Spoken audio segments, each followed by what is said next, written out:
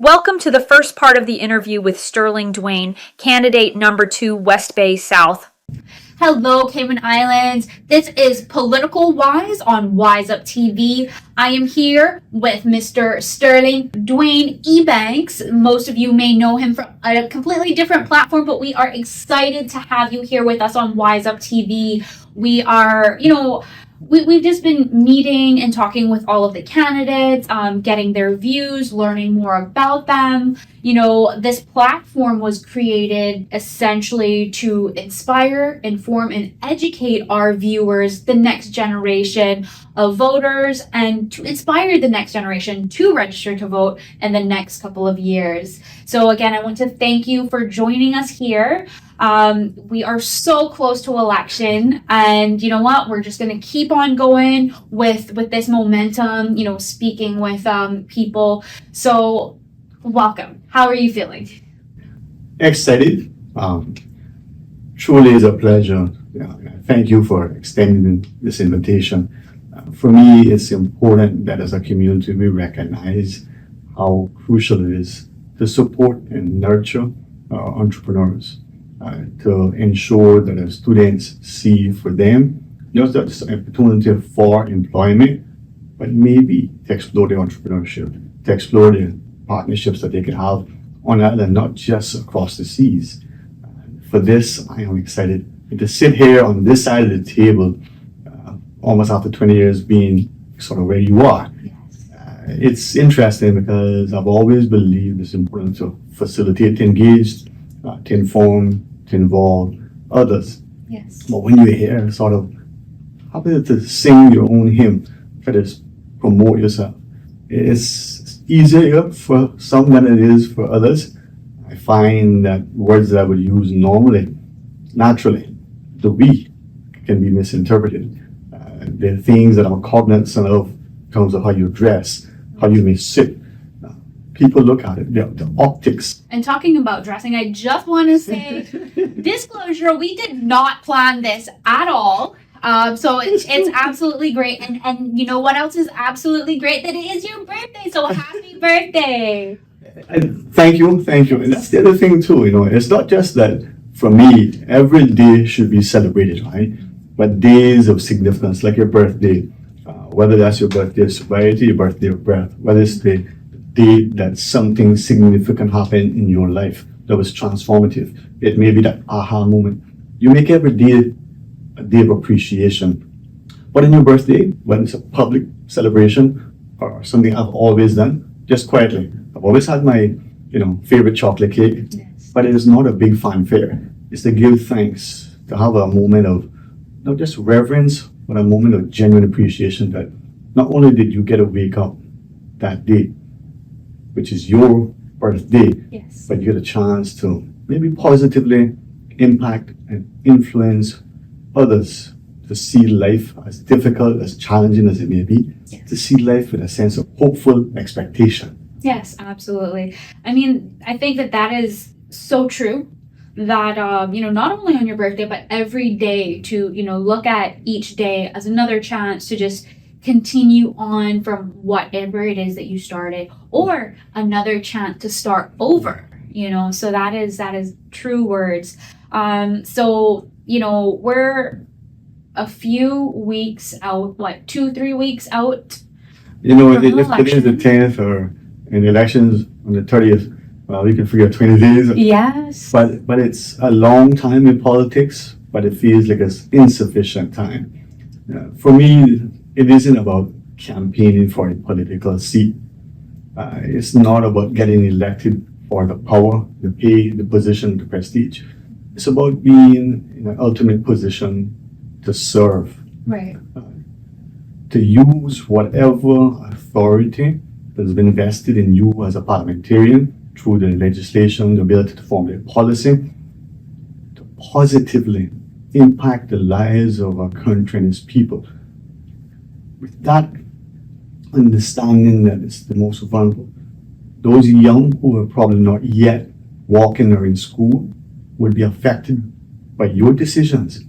Those who have gone and sacrificed and served and invested, and now they're 70, 80, or 90, whether age or infirmity, illness, sickness, or disease, they deserve, whether they are coherent and cognizant of what is happening because of the ravages of Alzheimer's or dementia or something. Maybe they can't move because of disabilities, but that's an injury from a sporting accident or otherwise, or whether it's just happened to be something that is debilitating as their years have moved on. They deserve to be respected and to know in their moments of consciousness or otherwise that the country is in good hands. Those who've gone on to glory, decades prior to our ancestors or forefathers, they should not be turning in their graves, as we say, because of our failures, not just to respect their service and sacrifice, but our failures now to appreciate that the people around us, their quality of life, their safety, their security, their economic, political, but most importantly, their social stability and harmony exists. Cayman is the most magnificent place in all of its facets. Yes, there may be places with, flowing rivers, rolling mountains. There may be places with wide prairies and beautiful landscapes, from glaciers, right, to, ravines that you find your way in, and there's a canyon being, explored. But Cayman has something that is uniquely Caymanian. Our people have a spirit of generosity, of hospitality, of honesty, of hard work. Yes. We saw it in the aftermath of Ivan, where that resilience and that resolve, and it touches me in a way because we owe that to future generations by being respectful to past generations. Exactly. But we saw it also in the passage of Paloma, where that kindness, and this is one country, right? The 3 islands, one year affected in a most devastating way physically. And then not long thereafter, another island being impacted. And the love and the kindness from family and friend that was expended to Grand Cayman by friends and family that came back, right, during Ivan, reciprocated in the passage of Paloma. Right. All one. But we see daily in all of the people who come here, whether they've just been here for a short time and they're having a time yet to dip their toes in a wonderful salt water, or those who have been here for decades. That love and that harmony. And I think if we don't stop for a second and reflect, that didn't happen overnight, Right. but it can be lost in the blink of an eye. And that is not something for us to take lightly. I love this place. I absolutely love this country. To be able to walk amongst people. I didn't say it to inflame people. I said it because sometimes people need to hear something in a way that may be just a little bit uncomfortable at times. Maybe it goes against that national narrative that is put forward by the political directorate.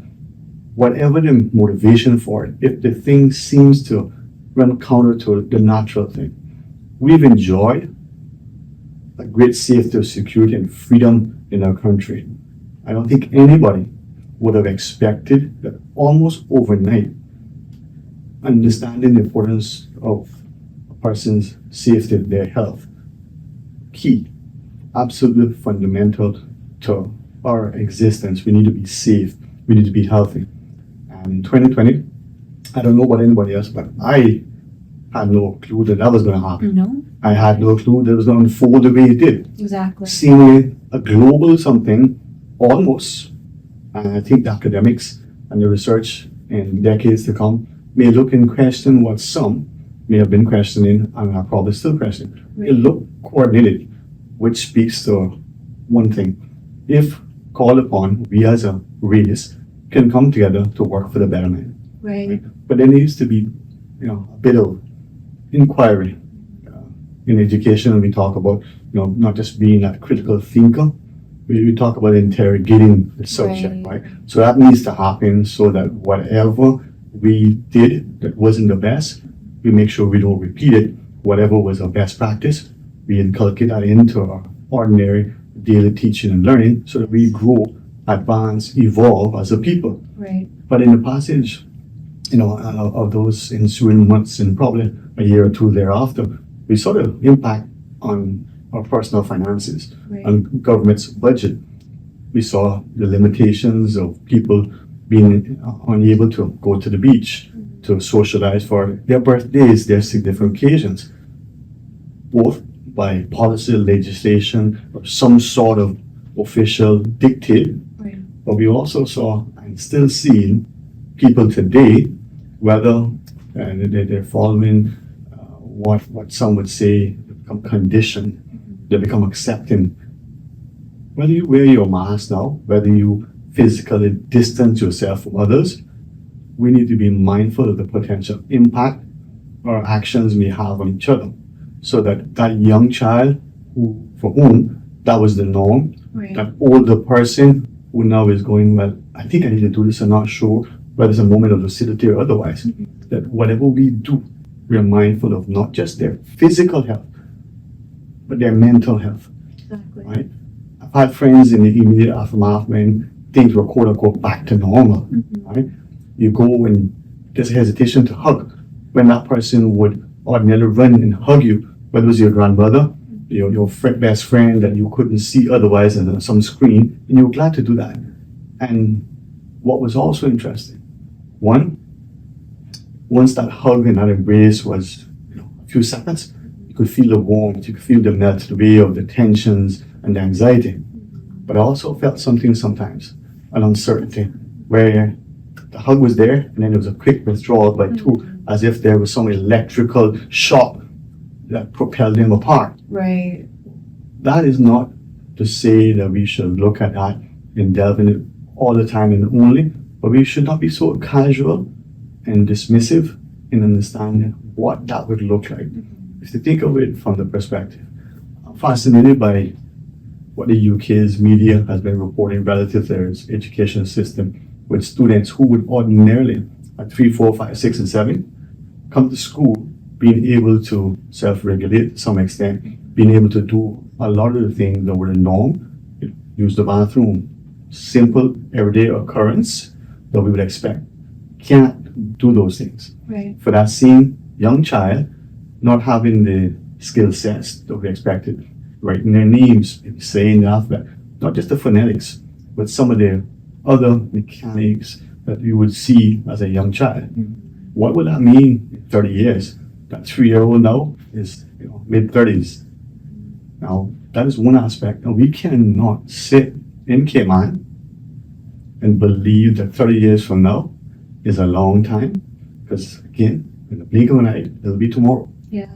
Like, as you were speaking, I'm a very visual person. So like what you're saying kind of like shows up as a movie in my mind. So, I mean, it was definitely a lot to digest, but I mean, it's really great because, my take from it is that, during national emergencies as well as in civilized times, whether it's the aftermath or before any of these national emergencies or within the transition of how the government governs those emergencies and governs regular society, and the most vulnerable people being affected, the elderly and the children, and how whether we as a country, an island, simply depends on the government for leadership and such. We as our own civilians and the next generation, we should also see ourselves as leaders and, ensure that we know what the proper policies and procedures are during those times of national emergencies, or regardless when we're in the regular, our living situation, regular civilian, and that speaks to getting into and after May 30th, because policies, regulations, and all of that will be changing and will affect the younger, the elderly, as well as people my age, your age, and such. And if we don't know, then how are we going to ensure that we are interacting in society based on those policies, rules, regulations? Because of the different changes and what you mentioned, that things change so fast, and what ends up happening is those elderly people get left behind. And then it's do they just, like, I just give a simple example as the roundabouts. The roundabouts is one simple development that affects the elderly. That what used to just be a dirt road, and I have one of my grandmothers who, after Cayman has developed so much, she decided, let me just go back to the Bay Islands because she can't walk around anymore. The roads are just too much to just drive. They don't want, not that they don't want to learn to drive, but back then there was no need because you had your friends picking you up, that sense of community, and too much things are going on. Technology, everybody's head is in their phone, so the older people get left behind. I love the fact that you can see your respect, as I believe many of us have for elderly. But I believe in our society we don't appreciate what you just shared. How these changes affect them. How we probably just without any thought, and that's the bad part, without sufficient thought of what we're doing, how it's not just disrespecting their involvement in our society, we're dismissing their opportunity to engage and be a part of it just because they've reached an age. If they still want to, they should still be allowed to at least know that they can choose to, right? At their leisure. When you're at that age and you've done all this, you should have it. At any point in your life, you should have earned that right to say, not today, Bobo, or I'll come into the table and that chair is them for the, at that table. Exactly. You mentioned the roundabouts and I smiled to myself. There was one roundabout we all know was the first roundabout. That's a quiz for everybody that's asked to find out which one. I tried counting them the other day and I think I go through 18 roundabouts every day. I tried to avoid them when they first started coming out. I was like, no. Yeah. One day my father came home and he said, that's it, I'm not driving anymore. What happened? He said, these roundabouts. He, understanding the frustrations, the potential for people to cause an accident because of the lack of maybe shared understanding as to how we to drive through these things, thought it was just too dangerous. But what was beautiful about that? One, he had the presence of mind, the sense of self, the intellect, the wisdom, all the attributes you want to describe, right? To know this is a good thing to do. Like that athlete who has got to a certain time in the career might win the next game, but might not. So let me just hang up the gloves as it were. But two, and I think this is where our society needs to ensure that we insist that this is always the norm. He knew that he was supported. If he wanted to make, as my mother would say, 500,000 trips to town every day, he would be able to get there. None of us would take him, but he would have a way. And I said to share that I respect. I'm one of 10 siblings. It would appear that my parents have been married 1,000 years, but it's probably approaching 75. Wow. Right? And in that time, when your siblings can, without any sense of pressure from the other, they know that's the normal and accepted practice as sort of demonstrated by the older siblings that's been left from the parents, that you step up, you contribute. Whether it's 3 a.m. in the morning that you need to go and help one of your parents with something, or it's 11 a.m. or 4 p.m., whatever that is. Now the other problem is we become so busy, the demands on our lives are making it increasingly impossible, not difficult, almost impossible for those family members who want to go and help but can't. Their jobs, their own lives. Our community now needs to be appreciative that that's happening. I've always said you cannot address something if you don't acknowledge, right? Seeing that as it is, it cannot be a piecemeal approach. It cannot be something that you're doing just for lip service.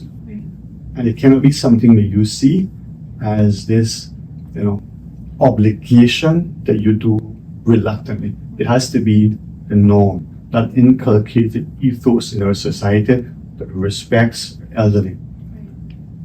They're moving about one district to the next, getting to an appointment, getting to socialize. Our roads, without question, provide a challenge for all of us. No matter if you're traveling 5 miles or it should be a 5-minute journey, that may take 3 hours. Right. That should not be. Are the answers easy? Are they probably costly? But we need to make a concerted effort. Whatever infrastructure that we develop, whatever public expenditure and capital works, It has to do primarily to improve the quality of life.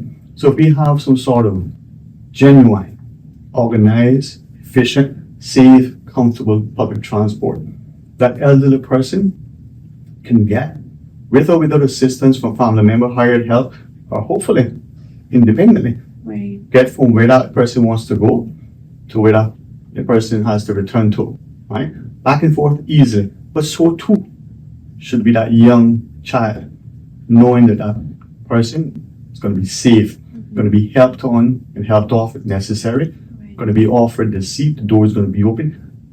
That's how it should be, Yes. right? How it was. But it also is how it is in other places that have billions of people. Us with 100,000 people, we say we love our elderly. We pass legislation, we set up things. But do we really love them? Do we really show them and tell them? Do we sit with them and learn from them and allow them to participate? Because if we do that to them, then maybe our young, whether 5 or 15 years old, would see that and go, oh, okay, that's what you do. You learn, it becomes who you are, and then it becomes the norm. What I see unfolding in Cayman is not something that I believe our ancestors would like. And it's not something that cannot be undone if we acknowledge it. Simple thing is opening the door. You're in line and someone comes behind you. A mother with a child in arms or pushing a stroller. Someone standing, with someone in a wheelchair. Those not should be the things that quickly remind you, oh, I should do. But even those things we ignore. We have one item, right? The other person has 10. Do we let one go over the other, or we just go? Maybe we have 10, the person minus has 1. Do we say, well, you want to have 1, you go? We need to return to that respect that we have for each other, that kindness. It doesn't have to be one that is taken advantage of. I know many people say, well, we're hospitable and our kindness is taken for weakness or generosity for ignorance. You know what? That's on the other person. You, as an individual, if you're loving and kind and gentle and genuine, people will see that. Will you be duped and taken advantage of? I don't know about you, but it has happened to me a couple of times, but maybe you learn from it. But it doesn't change who you are as a person. If you to the core is sincere, honest, trusted, loving, kind, nurturing individual who wants to give of your best all the time, and if everybody has that as a shared ethos, you know how beautiful the place would be. Exactly. No, I was just thinking about that. Like, I think, what you're touching on is so important because, like you said, the reason why so many people come here to work from other places or even through tourism is because it is a fabulous place. That's why, people want to be here. And a part of that is our people, our human resources. And that's all we really have here. We have each other. And if we just take it back to the heart, just to the heart, take it back to primary school when you learn your manners and all that, just bring those stuff back. And, that's what I hear from you. And so the elderly and the most vulnerable in our community, children, those with, ailments or disabilities, what do you think is something that can be developed or something that you have planned for that once you get your seat?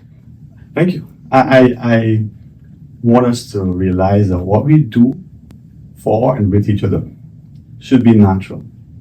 That smile, that hi, how you doing? If you see them, hey, morning. When you're leaving, you say good night, right?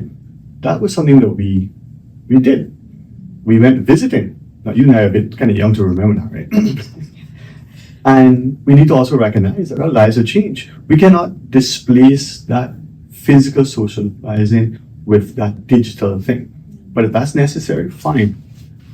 What we also need to, in my view, we can't wait till our children get to school to have these skill sets. The school and the home should partner. It should be something that exists as a norm and easily observed within our communities. We talk about, the most vulnerable. We may even allocate funds for it. Whether it's sufficient or not, people always can have their opinions, and that's great. as long as that discussion and dialogue is healthy, respectful, and responsible, we're going to improve the outcomes. We have a shared objective. For me, let's take the Sunrise Adult Training Center. As a young teenager with other fellow students, we assisted with prepping a building that eventually became their first home. It was done because some of us understood that some of these are our family.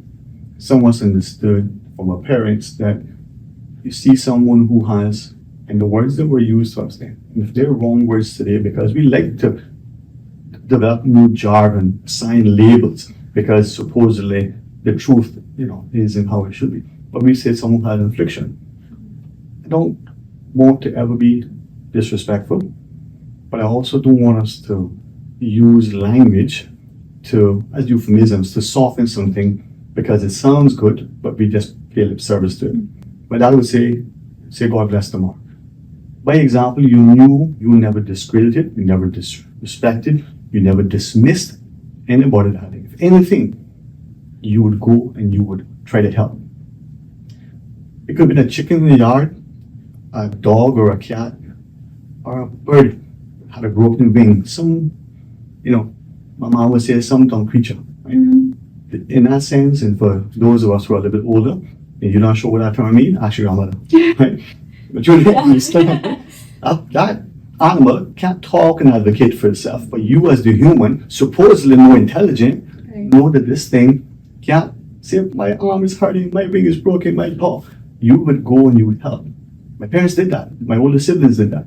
That was what you did. Today now, a psychologist would give you a pet if you took care of it. In the class experiment, we ever had some pet. I didn't care for the snake.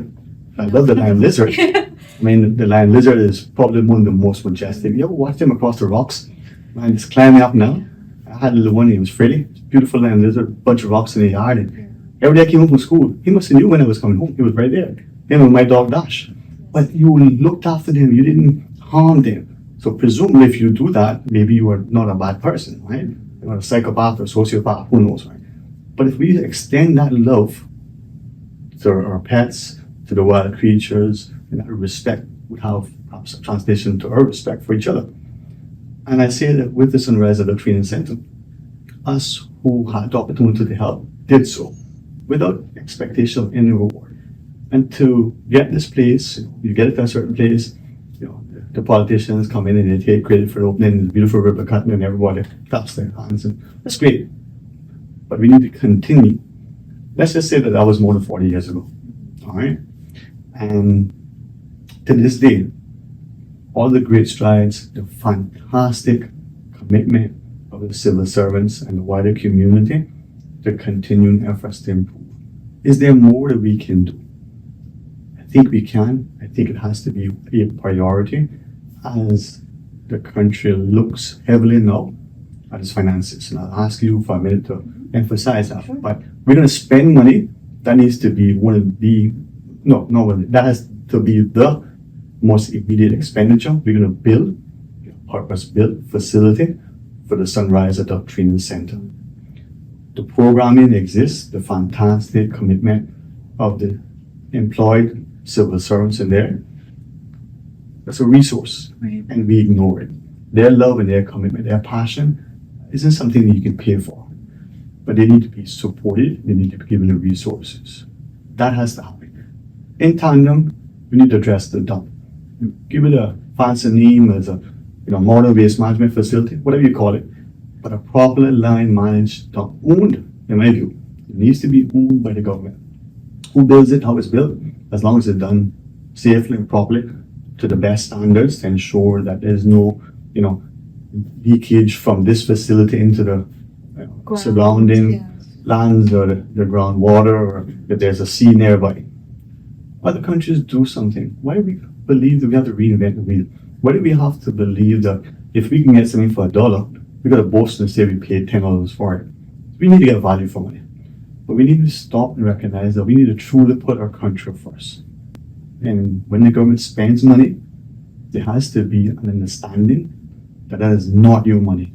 As a child, my mama gave us the note. In the days when you didn't have cash, you bought it on trust. Something we were losing.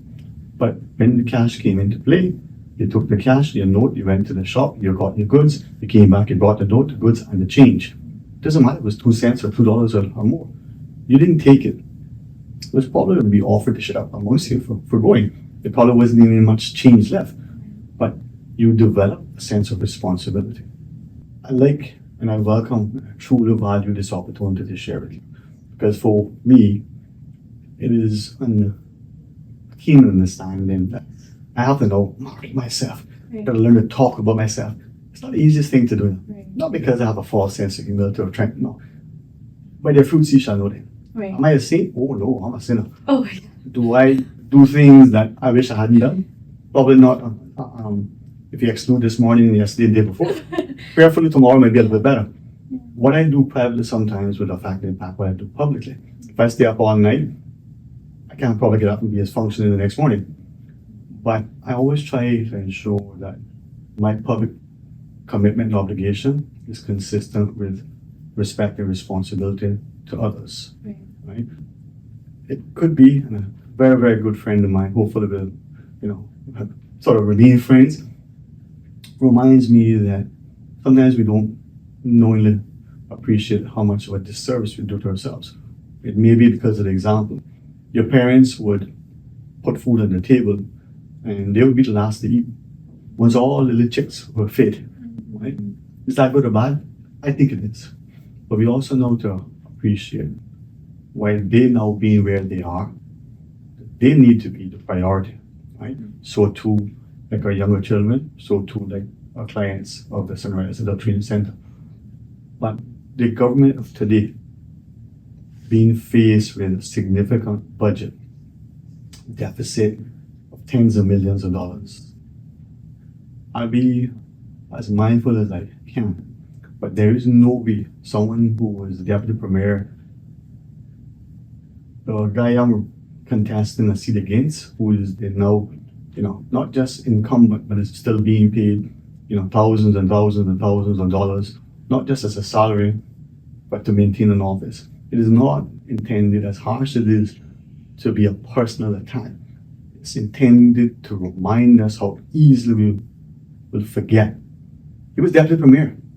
He was integral with the government in how the money was spent, how much was spent where. You can't say that you weren't there when only a couple of years ago you were.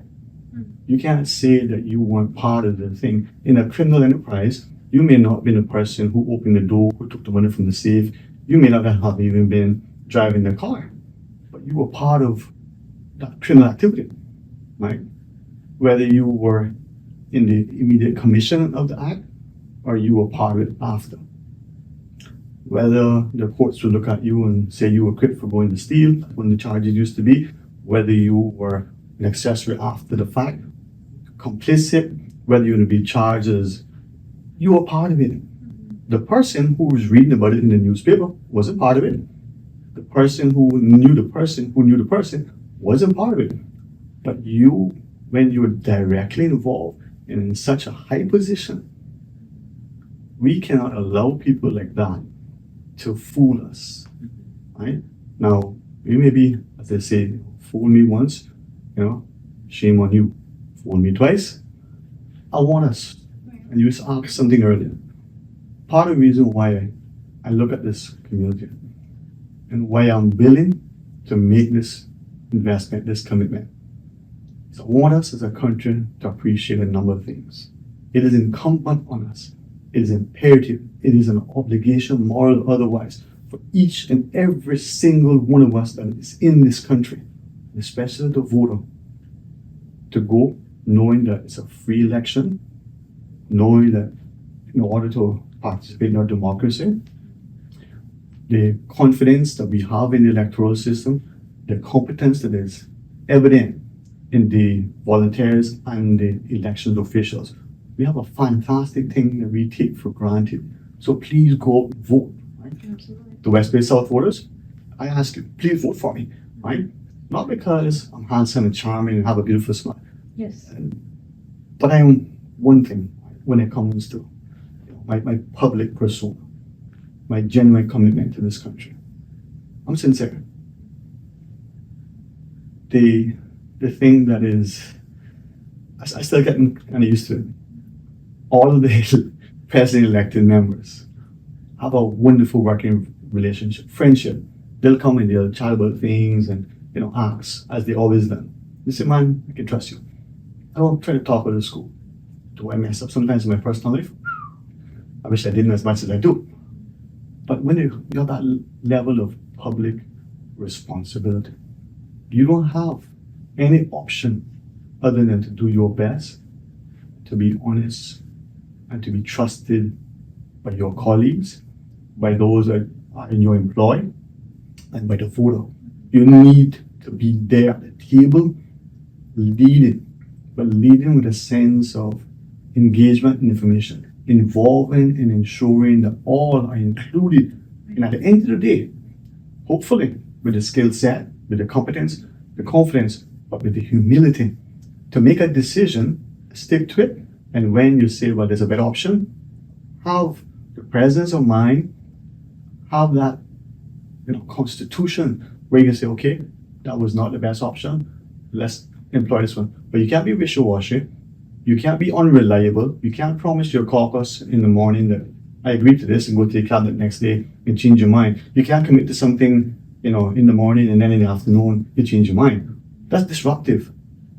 But what is also important is that when you walk with a sense of love, respect, humility, integrity, and you present and you maintain a sense of being trustworthy. You have to be trusted. Some currencies will have printed on it. You take $1 or 100, you turn it over, you see the denomination, and the back it says, "In God we trust." There was a particular business I loved in Cayman. It said, "In God we trust, all others pay cash." Right. No, that sounds really great. I noticed on your manifesto you had a slogan on there: "If not me, then who? If not now, when?" Tell me, I actually saw that the first time I saw those words was actually in church. There's a church in Georgetown, Church of God Full Gospel Hall, that has those same words. So how does that relate to you, and why do you use that slogan? I didn't realize how that is personal to me. I don't realize how frequent internally that resonates with me. My good friend, she said, well, maybe, your Christian upbringing, it may be the example of your parents. You stand in the gap, right? We always say somebody should do something. Mm-hmm. But are we somebody? Exactly. It isn't about going in a very ostentatious and, braggadocious manner. But it's about saying, look in church, Lord, here's me, use me. It's about being an example. It's about being willing to be counted. There's a good friend of mine. I may have known him prior to that, but probably of him. It was July 1987. I remember the day, what was then the Galleon Beach Hotel. I had a football match the night before, took a nasty tackle, went to work the next day, and I realized how hard it was to move my dominant arm because I took a fall. And driving down, I had a Nissan truck, still missed that truck, and got a flat tire. Pulled it to the side. The tire is underneath the chassis, chained it up. How do you get that down with one hand? I pulled over and toying with it. Vehicles passed and people looked, and we all leaving work, right? I saw the lights of a car up ahead, the tail lights. Then the only thing I saw next was the car pulled up behind me. This guy gets out and he helps. And that's how we became friends from then to now. It doesn't matter whether we have political differences of opinion, whether weeks or months will go by and it's probably just a quick, electronic message and how you doing. But seeing somebody, not knowing who they are, and offering yourself to help is who we are. It's probably one of the many reasons that made us seafarers, the ambassadors, because on the ship, they were probably, as quick to tell you a word or two about, your behavior if you got out of line, as they were to offer up their hands to help you, whether that's a drunken night at the bar or whether you needed extra help to make sure you make your shift. That's the love that is in our people. And what is the great thing is there are people who have come from places who innately have that same disposition, but where they're from, it is unsafe. They've been told you don't help a stranger. The example from their media, from their own lives, might indicate that. But when they come to Cayman, they want to help. We are, as a people, in my mind, loving, kind, nurturing, supportive. But if the society that you're in tells you otherwise, then you might be a bit reluctant. That's why the messaging in Cayman, the example, needs to return very deliberately and openly to invite all of us who want to do that, for whom that would be our norm, but because of our past experiences, perhaps the image and messaging and things that are happening, they are a bit reluctant. I've got people who contribute more to Cayman, not more to Cayman than they're getting. They contribute more to Cayman than some would say is reasonable, possible, or expected. More to Cayman than others. And they do it quietly and with love. They don't ask. Part of the thing that I look at and I go, that's what we do. We don't do something and post it because it's a politically convenient. In your manifesto, you'd have seen a thing called the Christ Project. The community helping to restore itself through spiritual togetherness. You can choose whether you're spiritually inclined. You can subscribe to whatever religion or not. That is your choice. But if we come together in love, with a sense of, my words, of spirituality, that invokes a sense of respect, decency, of kindness, of inclusion. Right. We'll find that. Under that, there are a number of things. I invite people to have a look at it.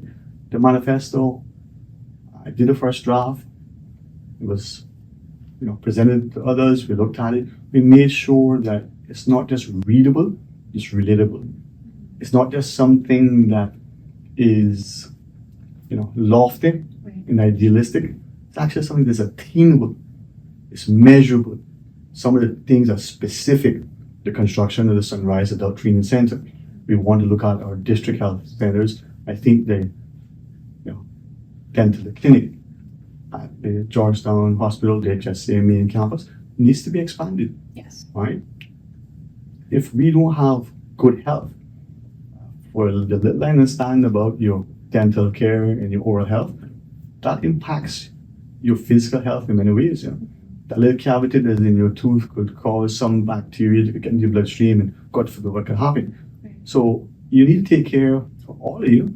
And if your oral health isn't something that you can get to because the demand is so much and you don't have the available resource, or it's expensive and you can't afford it, like anything else, right? There's a reason why our hygienists and dentists and the like say, hey, every 6 months.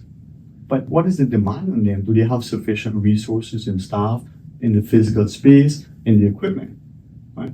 Not that there aren't other similar demands from other parts of health services, but let's prioritize our health, our physical health and our mental health, right?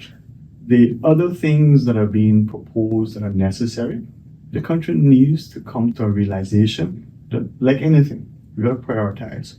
We gotta be willing to do things. Come back to the $110 million of a shift, a negative shift, that now has us almost $30 million in deficit. If you were part of the government, if you were instrumental as the deputy premier, as my opponent, if he says one more time that wasn't him, that Shagga song will be his man, wasn't me. Oh, You can't do that. and it's my daddy, right? I love my father, love my mother, love my daddy. If there's something that, was said to me once by someone that I found infuriating and disrespectful, or you idolized your father. No, I love him. I only wish that I had a good sense to listen to him a little bit more closely, because there's nothing that he said, and he didn't just say the words. He doesn't say much. It's by his actions. If I had understood and followed him, the thing that I got was good as it was, would have been so much better. Because like the men of his day, they were men of character, of integrity, the work ethic, the love, the nurturing. That's who we are. That's who we need to aspire. The Crèche Project would allow us because we can borrow from other people who have had similar experiences. That's not unique to us, but it's a small place and it can be magnified because it's easily identified. And as an example, we can then present it to people and say, here, this is it. I go back to the quick comment about 2020 and what transpired. And between September, first couple of days of 2019, and June of 2024, I've shared this with us, and it was a conscious, deliberate decision because of all the things were transpiring then, to not leave the Cayman Islands. I remained here. I got to reconnect deliberately at the invitation of many of my friends to come see Cayman anew through their lens. So from the little hikes up Barcas to trekking across East End, to simple little walks, to watching the sunset. Not going to the beach and see the sunset, actually going and watch the sunset. There's a green flash. Have you ever seen it? I've tried to see it. I've tried my hardest. That is a consciousness. Now, I understand the environmental conditions have to be Perfect. yes, but Yes. you also need to be focused. And can't blink. You can't You blink. cannot blink. Do Yes. not blink. You will not see it. I saw it 3 times. Wow. 3.5. Because the other time I blinked and I think I saw it, but maybe in the blink. Yeah. But I consciously saw it 3 times from 3 different vantage points, right? So from the northeast end, or whatever that is, from the southwest end, or wherever that is. So it is possible to see it. You don't need to be in that one spot. But what you need to be is conscious and deliberate, as we should be when we're doing things with intent to help others, or at least having the thought, how is this thing going to impact? Again, back to our government. Right. That money, whether it's borrowed, whether it's raised from taxes, right? We don't have a tax code as I'm being told. We're not the US, but we have a system of fees and duties which are akin to in tax, but it isn't that complicated and sophisticated that it is. What they say, take a Philadelphia tax lawyer to explain. But what we need is that appreciation that money isn't our money. Right.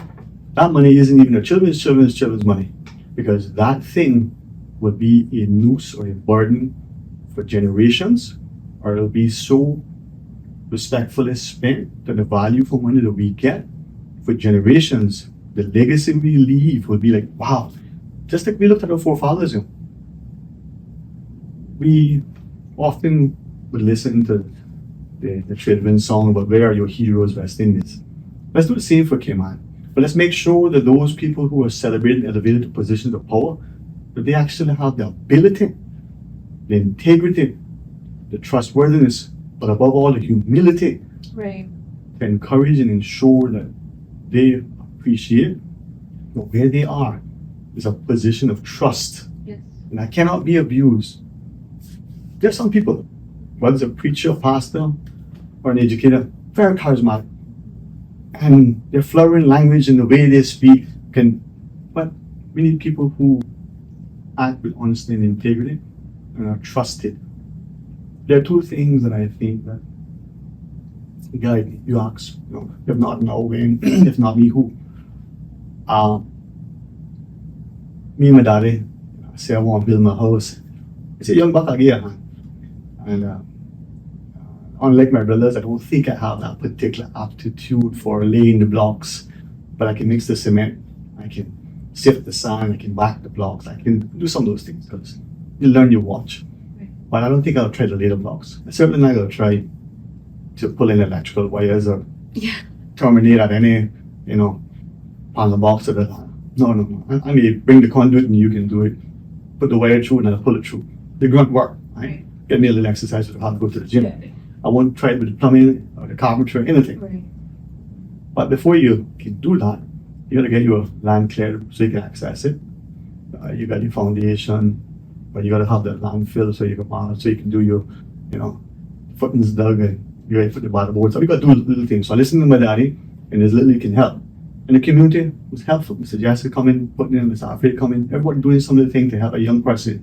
But your father goes before you, sets the example. It's not just your protector and your provider, but it's your nurturer and your encourager, right? And can I make it a personal appeal? Because this is something that I want back. Sure. And I say it was borrowed, okay? And I invite everyone listening to go on a search for this. My father is, God's willing, 92 in a couple of days. He's asking for it, and I want it back. It's about 6 foot tall. I call it an crow, some people call it a crowbar. It's about almost 2.5 inches in diameter, solid steel. It has a purplish gray hue to it. One end is a little bit sharper than the other. What we would use to dig, me and my daddy, like he did with my other brothers and sisters, to dig the little holes to put the bottom boards in. It's the same crowbar he used to dig our family home. Whoever's borrowed it, just return it to me, please. I've been looking at it for a couple of years now. Okay. It's personal to me. It is personal to all of us. It's been lent by others. It found its way in the water one day. But I want it back. It's solid steel. It's about a year big, about a year long. Bring back this. Please bring it back. He's asking for it Yeah. constantly. See, I don't mean to disrespect. I hope I'm not. Like many, when Alzheimer's touch you, in those moments of lucidity are gone, they're the things that you remember, right? Right. And I am praying that they don't affect him any worse, nor me. Right. But I know from my friends who are physicians that when you can have something that you can touch and you can be reminded of your presence. You might be in your home that you've been for 60 or 70 years and you may not feel like your home. You might not remember it's your home.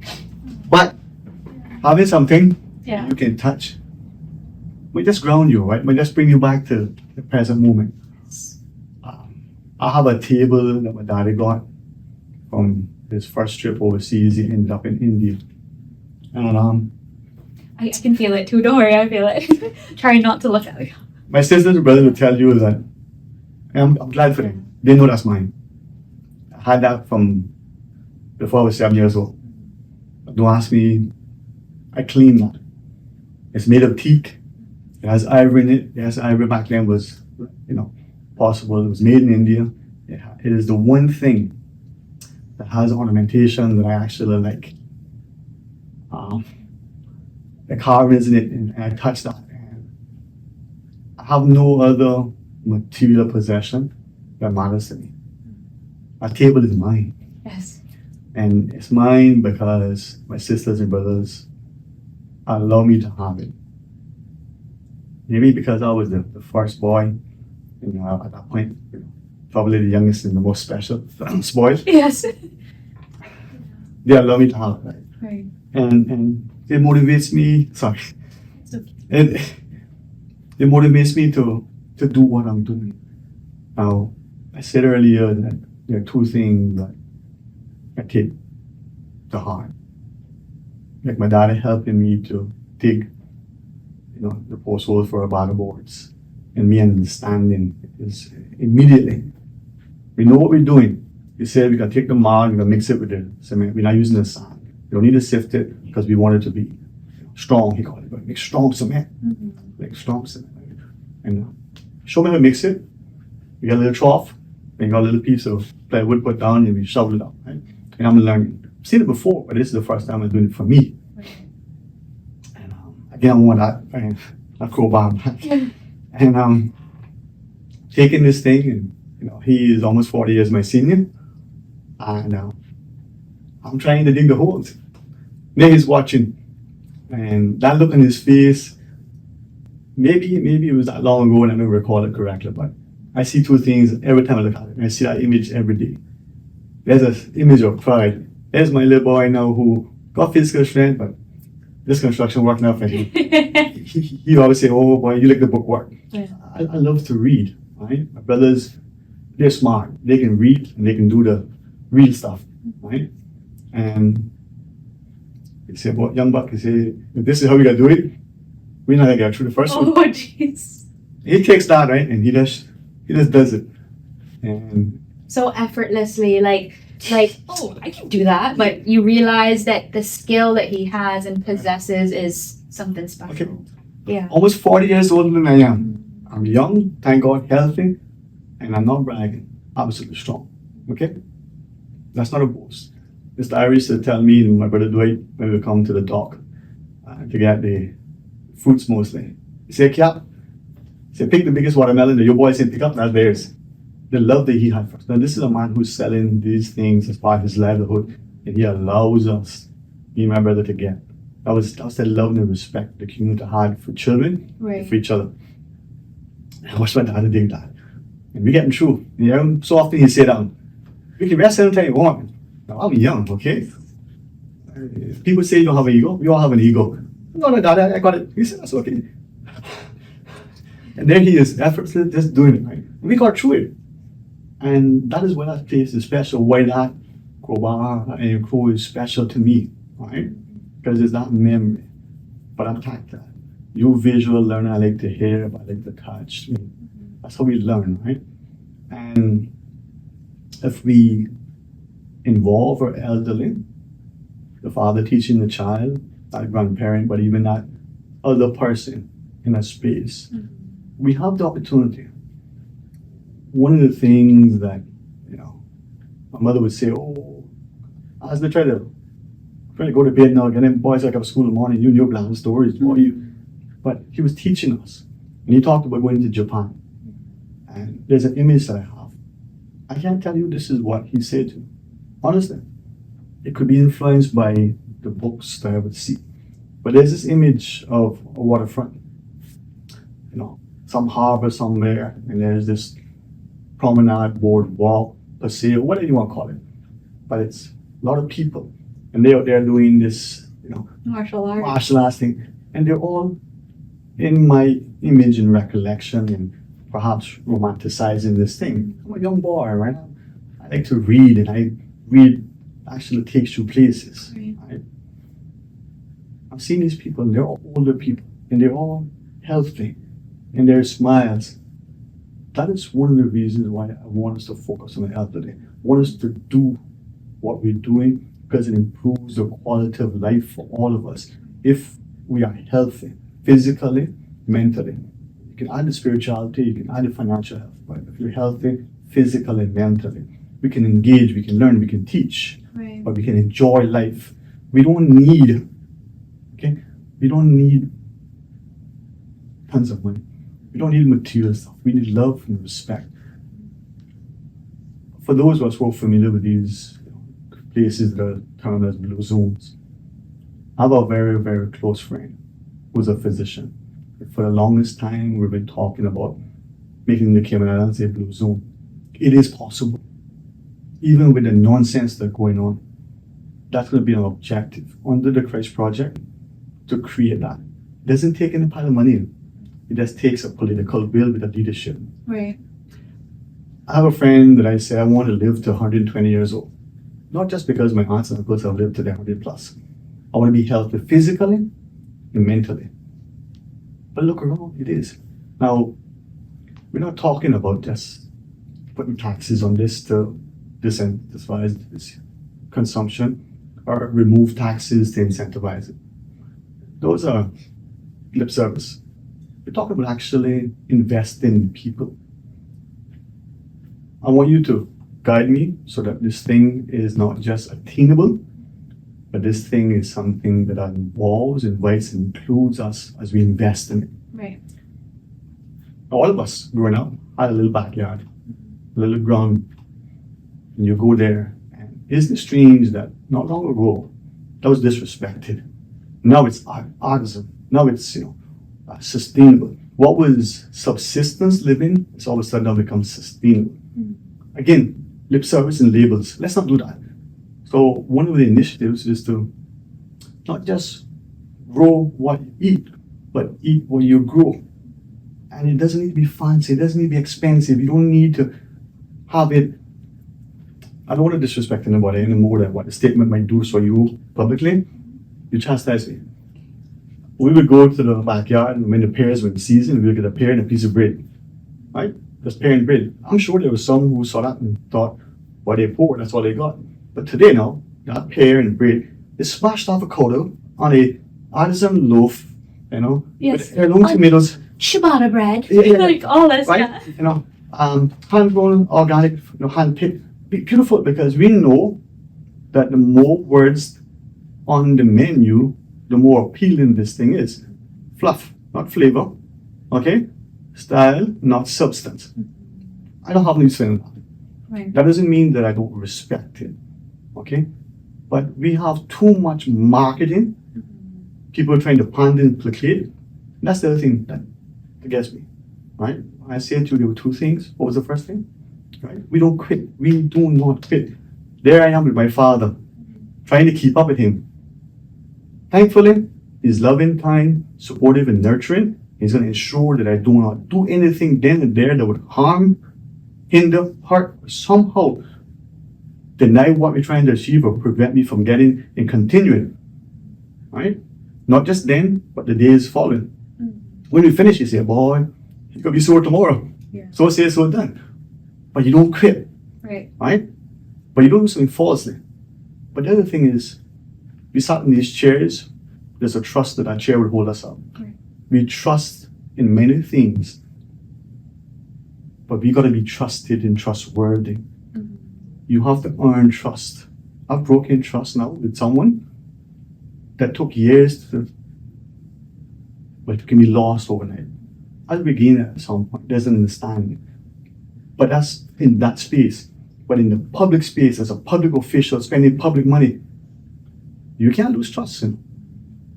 Your word has to be your bond. If not now, when? If not, be. Right?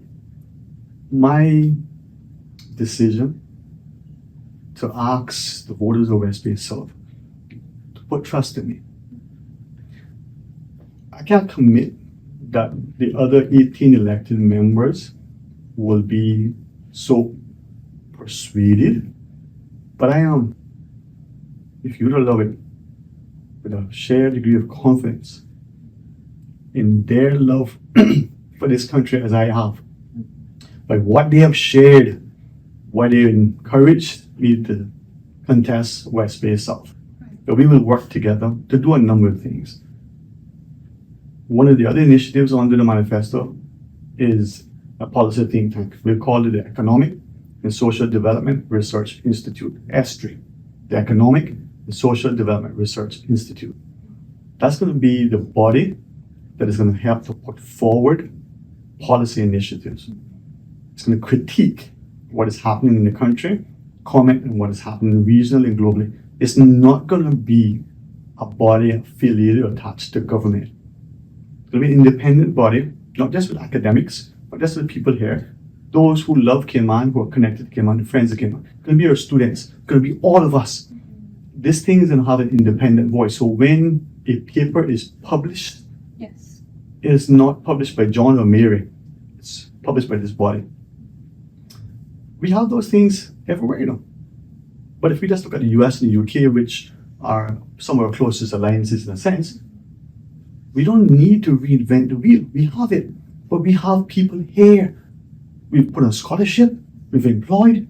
Let's use them. They want to contribute. Maybe it's the retiree now who's a former civil servant, or the person who was the head of his or her firm. Here's a way to contribute from their experience and expertise to be a part of this thing, to know that through this thing, they're not going to be maligned because their individual name is assigned to this thing. It's the collective. That body is going to look at, well, should the government have a sovereign wealth fund? Right, a sovereign wealth fund, why? Okay. What is that? Some education and as to the merits. Maybe the government of the day is deciding it's going to do something. We don't need to contract some outside consultant where that contract is itself open to controversy. This body will critique it. Right. Should government give it some money? Perhaps. But again, we can decide that. But if that body is independent, objective, can look at that thing in an impartial way, the country benefits. In the same way they use an external eyes. Yes, Yeah. but even in a better way, because the people who are doing this thing actually care because they have a vested interest in this thing. Companies who have an employee share ownership program, whatever that's called, where the employees are incentivized to make the company more efficient, actually perform better because they have a vested interest. Right. Right? So we critique things like maybe the financial services legislation for the domestic market. We have a credit union. I'm a proud member of the credit union. I invite everybody who can be join. Is it possible that the legislation could be modernized? That should the credit union, on this leadership and management and membership, want to do certain things, then the legislation should be facilitated. If the decision as a corporate entity is that they won't do it or they won't do it now, that's for them. Right. But the legislation shouldn't inhibit them, you know. It doesn't mean that the commercial Class A banks are being somehow relegated to the margins. It just means that we as the consumer have better choice. Why is it? Simple example. You take your draft from the credit union and you go to your commercial Class A bank. Why does it have to take 3, 4, 5 days a week for you to get credit for it? But you can take it from your commercial bank account to the credit union and get money for it right away. Now, there might be a logical explanation, or it might be, as has been alleged, the banks act as a cartel and they collude. Ooh, big bad words. It's not that. But if we don't know what it is, then how can we honestly critique it and have it addressed? If you don't acknowledge, you can address. It may be just be a policy, but policy does not trump legislation. Right. Whether it's a government policy or it's a bank policy, that individual bank, but legislation. So leadership that does things for the betterment of the country. Now, that's just one simple example. What about the notion of looking at things? Here's a wild idea. You know, how many Caymanians and Caymanian descendants are around the world? Remember seafarers went places? Right. Some of them actually know what they have where they went. What if we reached out to them? Caymanians in Finland or Nordic countries, Germany, the UK, Canada, across the Caribbean. Why would we reach out to them? They not only can serve as invaluable tools in our promotion, but they can actually maybe contribute from the examples. We're not saying that they're going to want to come back to Cayman, but they might. But if you have an extended bridge, you build in, you know, a reservoir of your people with a connection. Not just that it builds pride in them, but you have connectivity. And we ignoring them? Maybe there's a reason. Again, let's explore that. It's a simple thing, but it speaks to inclusion, involvement, engagement through a genuine attempt at ensuring that people feel a part of the fabric. Yes. Right? So that think tank allows that sort of objective, impartial sort of decision making or policy analysis or critique without any one individual having to worry about being ostracized or maligned or victimized or intimidated because they were it. But it also gives people who have that aptitude, that desire to contribute, right? Those things are possible, but we need the political will. Right. I love this place so much, right, that I looked and I asked, how is it, right? Scripture says, how should it profit a man to gain the world and lose his soul?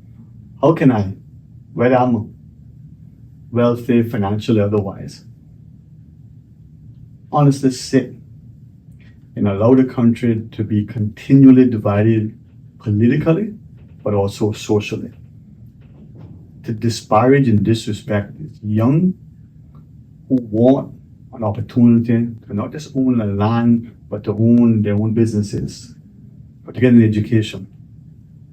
When they see no hope, not just for 10 years from now, but in the next year. When the people who should be at space of being included, of being inspired and incentivized, and they feel at 18 or younger that there is no future for them, that's an indictment on elected individuals who lack the political will because of their selfish, personal ambition for some award or recognition. You need to lead by example. You need to lead with humility. This is so egregious to present publicly a persona that asks people as fools and dupes us if we don't look and know better. Right? That you're all for people when you're all you is for yourself. When your single action by quitting, I don't care what word you use. This is a political wise show, right? I'm not gonna be political because publicly, I rarely say anything that is harsh or critiquing unless I believe it and I mean it, I stand behind it. Right. You do not quit. As tired as I was trying to keep up with my daddy, he was loving and nurturing him. He took a little break every again, and but it wasn't that dogged determination. It was the understanding the importance that you get the job done. You got to be at the table. I got to stay there. He provided everything, from having the water in the shade, from telling me beforehand what we were going to do and how we were going to do it, so that by his example, I could emulate what he was doing and get it done. Right. And he was smart and ensured. But I didn't quit because I got the things you get in your hand. Blisters. What are they called? Water blisters. Yeah. I still got some, right? Yeah. Although my hands are kind of soft, right? Nice hands, huh? Oh yeah. Oh, Very yeah. soft. I'll tell you what, hard working on me. Yes. But it didn't quit. Mhm. And we got the job done. And the job was done right so that however many years later, the structure is still strong. Right. The example is I was actually a little bit nervous for you. I was going to ask you how your house is doing. I mean, you said yourself that, you weren't really that Yeah, good. but you see- Just joking. No. But thank you. See, I'm so smart, Yes. right? This is how my dad said, I know you're smart here. You know your skill set. Yes. And you're smart enough to ask for help Mhm. and accept help that's being offered. Right. So I could back the blocks. Doesn't take much, just a little strength, put it in the wheelbarrow, put two in your hand. I can put one 8-inch block in one hand and one in the other hand. My brothers can tip two in each hand. They're strong, they're handsome, they're healthy. Thank God. Yes. Right? I can put it in the wheelbarrow and move it. I can sift the sand because I understand how to do that. I can mix the cement. But I want my walls to be straight. So I'm not as good as Jerry and Cliff to lay the blocks. I won't try that. But I can put them where they need them. I can back the lumber for when we go, put the stud walls up or frame the roof. Right. But how do I put that on? So you got to know your skill set. You got to have the aptitude to learn. That's the other thing. When I come back to the other initiatives that we have, education, right? But you don't quit. You have that resolve, that resilience. You have that determination. Not blind, stupid, just dogma. Right. But you're there. You're persistent. Ivan showed us resilience and resolve, right? He showed us humanity and compassion, love, kindness, unity. Things that we need to ensure and it's embodied in what we do. It's epitomized in who we are. But it's also now more than ever needs not just celebrating champion, need to publicly demonstrate it. Because when you quit something, you're not at the table. You can't advocate for the thing you want, champion it to make sure it happens. But when you're not at the table, you cannot defend the thing that you want to ensure does not happen. Right. And when you quit, as in the financial services sector that has happened as financial services minister, right? Taking credit for the two little bits that you did to get us off wherever you thought you were, and ignoring the work of all the civil servants and administrations before that did, they got the other 50 things, checked off the list. You're just in the right place at the right time. Great. That's how it happens, right? But that single act, coupled with all of the public political turmoil, because it's part of the course apparently, when you have irresponsible people who are just self-serving, you then create two things. Other than the work for others and the challenges with maybe putting payments in abeyance while the civil service figures out what's happening because the political leadership isn't quite sure where it's going, your international financial community starts to look at you and go, well, maybe it is a banana republic. Your overseer, as in the UK, might go, but do we need to intervene? Now, the financial reporting now about the deficit, we in the public might only know that through the media press release. Right. But we who may be privy to it because we are working where we are or involved with certain things, that didn't happen yesterday or last week. That money wasn't spent last month or 6 months ago. This is a combination of things. For those of us who do accounts, it takes a while to prepare accounts. Just the physical preparation, but the information and the collection of the data is an ongoing thing over a period of time. Right. If that's wrong, then maybe I learned it wrong, but that's right. So this didn't just happen today. Let me put it directly. He's solely and absolutely responsible for that fiasco. But the other thing is, if you think about where we are and what we do, the importance of leadership with a sincerity, trustworthiness, humility, integrity. Thankfully, I, like many of them, we have a sense of competence. We went to school, we got life experience. The one thing I told my daughter is the one thing that I think I learned from my father. No matter how much more academically inclined that we may be at this age, that person that's older than us has and will always have one age over us. They lived a little longer. They got more life experience, good, bad, or indifferent. And you at 20 will not have the life experience of a 50-year-old. You just won't. Doesn't mean that life experience of additional 30 years was good or better. It's just that they have 30 years more. Right. You can learn from that. When I think about what needs to happen, it brings us to that third leg of the pillars that we want to do. We got the think tank, the S3. We got the Eagle Foundation as our third one, right? It's going to complement the Christ Project, bring the community together. Education, agriculture, leadership, and entrepreneurship. Why I'm so honored that you have allowed me to sit on this side of the table. Yes. Because Full circle moment, because I've been on the other side of your table. So I hope I extended to you the same love, kindness, and invitation, hospitality as you have. Because it's about facilitating dialogue. It's about involving people with Eagle. Education, agriculture, leadership, and entrepreneurship. You get many facets. And we don't need to have these long, flowing names and labels. We don't need to have all of this fanfare. We just need to get to work. Right. Right?